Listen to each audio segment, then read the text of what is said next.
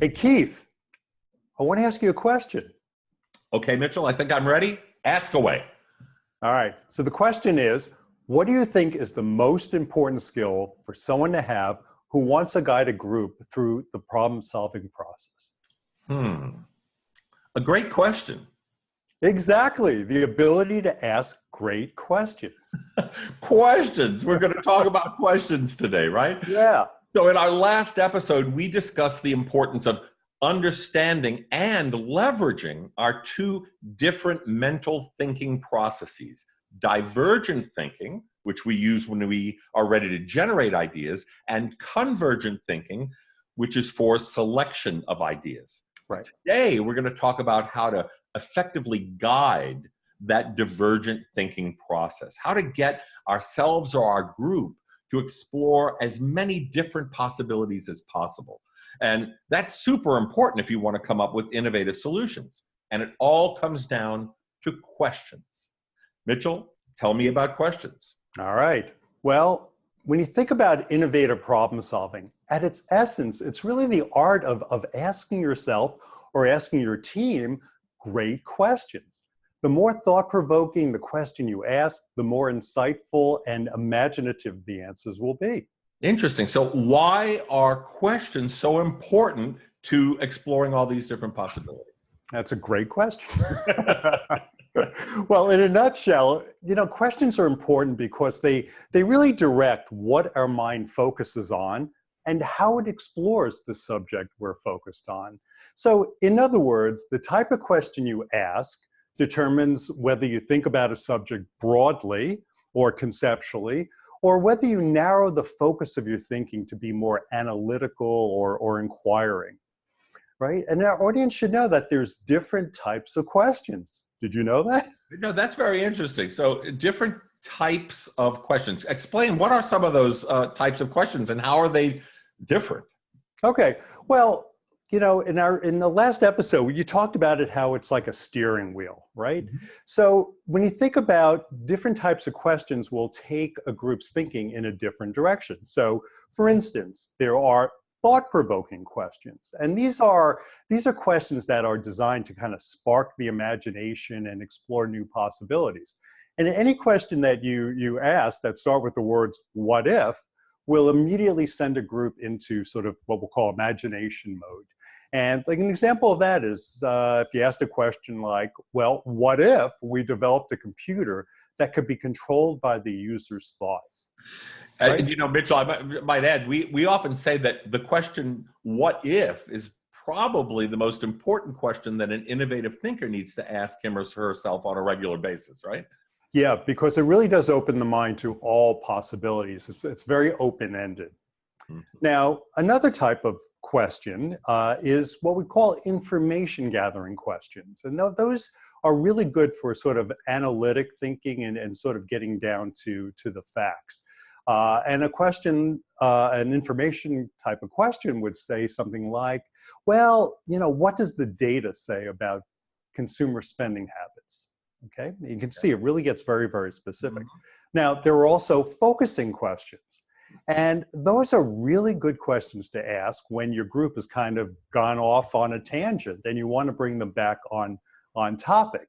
So you could ask a question like, well, what's the most important issue to focus on here?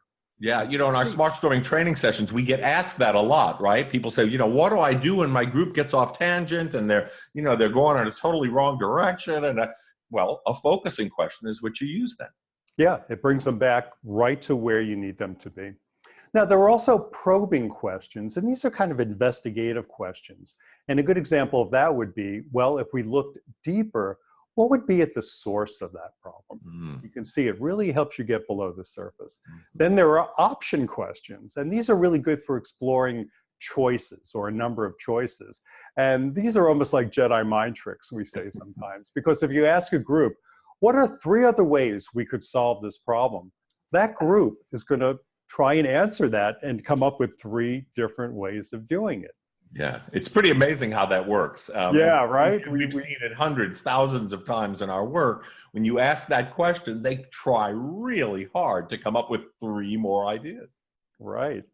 And then there are motivational questions. And these are really good for uncovering feelings and emotions surrounding a topic or a challenge. For example, like, what do our customers really need most in a service provider? So that'll really get the group really thinking about, well, how does that demographic feel about that issue?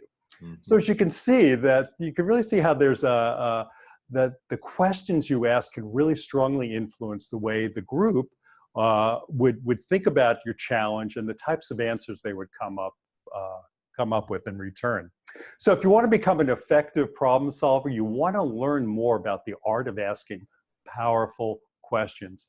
And Keith, you know what our success expert, Tony Robbins, says, right? Successful people ask better questions, and as a result, they get better answers. Absolutely. You know, this topic is so important. We have an entire chapter devoted to this in our SmartStorming book.